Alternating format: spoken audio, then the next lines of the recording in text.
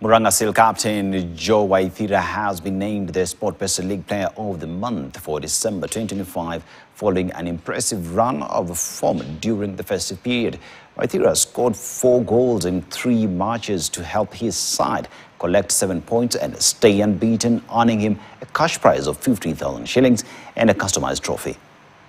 It feels nice. Every player would love to have such a present. I think with the efforts that I have managed to put in December. So nashukuru God, I think it is the most high that I'm finally pateri zawadi. What has helped us to manage the 10 games is the effort that we have managed to put in training and upon all the games that we have managed to play. So I think we appreciate what our coach is doing. I think he's the one who is encouraging us and giving us more motivation and everything. So it was a good feeling knowing that we are coming to face Gor Mahia 10 games unbeaten, and you could see how we managed the game first half, and like we lost the concentration. That was happened. It is a game. It is football, and anything can happen.